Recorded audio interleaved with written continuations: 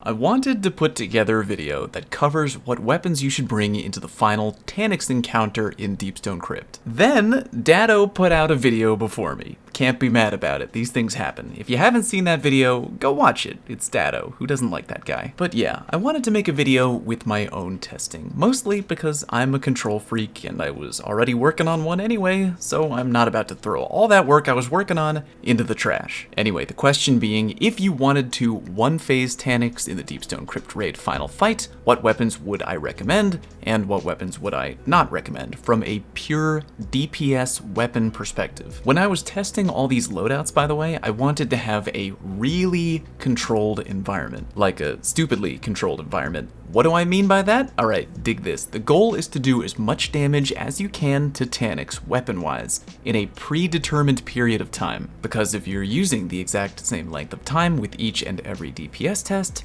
you're gonna get data that's all apples to apples. So I decided to do the following. Starting from the first moment that DPS phase becomes active, jump into the middle donut area and unload as much weapon damage as you can before getting ground pounded out for the first time. When that first ground pound happens, that is it. Our testing window is over, everybody jump off the map and wipe, and I write down exactly how much boss damage I was able to do in that window of time. The higher the overall damage number, the higher we rank that particular weapon or overall weapon loadout. I've got even more control for you though. You know when Taniks floats around the map and you gotta shoot bombs out of his robo chariot body? Because the game takes those numbers and factors them into your final damage tally, each time I'm the one testing a DPS loadout with my buddies, I do not under any circumstance shoot Taniks' chariot to get the bombs to pop out. My friends are gonna do all of that work for me. The only time I ever shoot Taniks is during that set window of time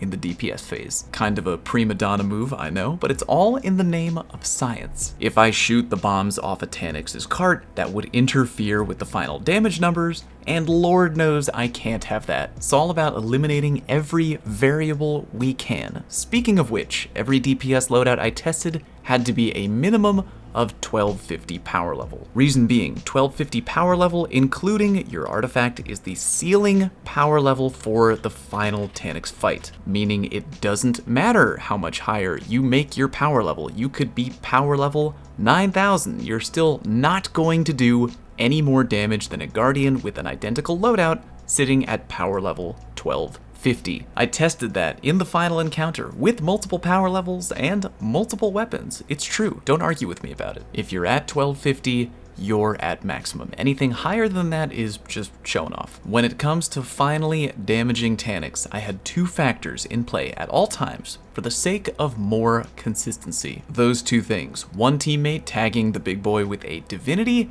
and another teammate dropping a Lunafaction boot Radiant Well. Why? Well, again, it's not for beefing up overall damage numbers. We're just trying to get a read on most weapons deeps in a short window of time. We're adding Divinity because it makes doing crit damage to Taniks much easier. Shooting a giant blue bubble is a zillion times easier than shooting his tiny little ass head that moves around a lot, so Divinity is here to make testing easier. The Lunafaction Warlock Well is for range. Slug shotties are a primo option in the Taniks fight, and the last thing we want to do is get messed up damage numbers because we were standing too far away from Taniks. So Lunafaction boots to ensure our slug shotties aren't getting effed up by damage drop off. Alright, I've thought a lot about how to present the data to you. Originally, I was gonna do like a top 10 loadout kind of thing, but the more I thought about it while making the video, that's a stupid idea, because almost every loadout I recorded was some kind of mix and match weapon combo, meaning I didn't measure just one gun's damage output against Taniks on its own, because that's unrealistic. Nobody does that in a one-phase Taniks fight. Nobody is insane enough to jump into the Thunderdome, that is Taniks, armed with only a Hawkmoon. You'll probably jump in with multiple weapons, usually 2 or even 3, and then throw everything you can at Taniks all at once, just swapping back and forth between weapons. But if you were curious though, Hawkmoon on its own is absolute dog shit against Taniks, so please don't ever let me catch you doing that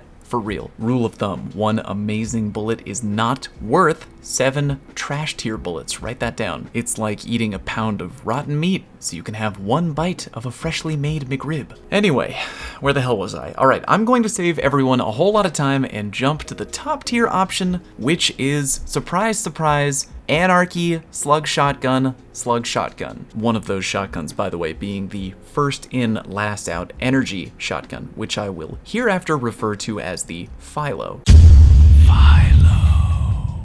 Philo gets a special shout out because if you didn't know, it can roll with Vorpal weapon, putting it above other slug shotties because it can hit harder. In all the hours, and I do mean hours, I spent testing this crap on Taniks, no other weapon combo that we were able to Frankenstein together was able to match the DPS output of Shoddy Anarchy. I'll show you a few numbers to give you an idea of what I'm talking about. Remember, we measured damage output only up until the first Taniks ground pound. That was our predetermined window of time that we looked at. In that window, with only a Warlock Well and a Divinity, I was able to, by myself, hit over 1 million damage output on Taniks. Very friendly reminder, like maximum friendly. I'm not saying that this number is the highest number you can hit when attempting to damage Taniks before his first ground pound. Please do not interpret it that way. You could get much, much higher. Easy. You could tag Taniks with a Celestial Nighthawk Goldie shot right before going into regular weapon damage mode. You could use a Titan Bubble and get a 10% stronger overall damage buff than the Warlock Well. You could damage the crap out of his Robo Cart Bombs before damage phase even begins, and so on and so forth. That's not the point. I'm not saying this number right here is the unbeatable ceiling. The point is, I'm using this number as a base comparison with other loadouts I tested in that very brief window of time that were only supported by a Divinity and by a Warlock Well. So with that number as our golden standard, how did other weapon loadouts match up? Short answer, close, but no cigar. Just gonna go ahead and flash a couple of random weapon combos we came up with across the screen and their corresponding damage numbers. Every loadout here we tried more than one time because, you know, variables and human error and all that. We wrote down the best numbers we were able to hit before that first Taniks ground pound. Some of them came pretty close, but with just the Divinity and just the Warlock Well, no other weapon combo was able to crack 1 million in that window of time. A couple loadouts came close, most of them including the Cloud Strike, which is what I kinda was worried this video would ultimately boil down to, because the hot DPS option people seem to be harping about a lot if they don't happen to have a god-rolled Philo is Cloud Strike. Again, every weapon combo I used that featured Cloud Strike, including, but not limited to, Cloud Strike paired with a Spike Nade Interference Grenade Launcher, Cloud Strike paired with a triple tap Long Shadow, Cloud Strike paired with a firing line in the sand. None of these combos were able to match the same levels of DPS I was able to hit with Shoddy Anarchy. Side note, as some of you know, Shoddy Anarchy can get even wilder DPS numbers on Taniks if you just swap back and forth between shotguns after every bullet fired. Doing that negates having to wait for your shotgun's weapon kick to finish before being able to fire your next shot. So you're still putting out the same amount of damage per shot, you're just doing it way quicker. Using that incredibly stupid, I'm so baffled it's actually a thing, method, we were able to get even better DPS numbers on Taniks before the first ground pound. It was something like 1.2 million overall. Again, no weapon combo I used that featured Cloud Strike was able to match the same level of damage dealt in the same short window of time. That isn't to say that Cloud Strike can't do outstanding damage to Taniks. It can, it's just that Shoddy Anarchy can do it much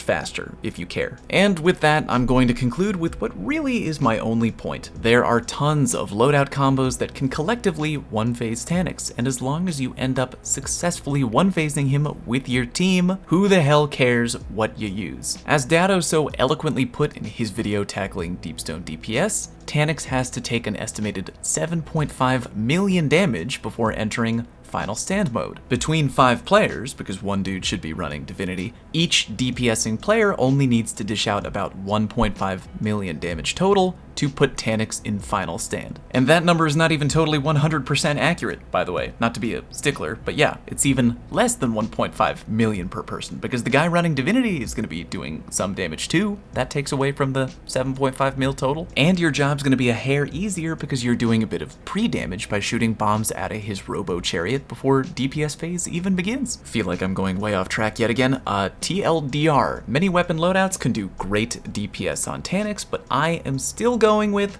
Shoddy Anarchy. Fight me. Oh, and by the way, regardless of whether you prefer Shoddy Anarchy or Cloud Strike or whatever, if you're a hunter, don't forget about Mask of Bakris. Teleporting with that helmet gives you an extra 10% weapon damage for any arc weapon for a brief period of time. And because the damage buff on Bakris is an intrinsic modifier, not a global buff, that means the extra 10% arc weapon damage does stack with either Well of Radiance or the Titan Bubble. And considering Anarchy, Philo, and Cloud Strike are all arc weapons, yeah, I just wanted to put that reminder out there. Anyway, hope this video was at least semi-informative or entertaining. Thank you very much for watching, and I'll see you next time.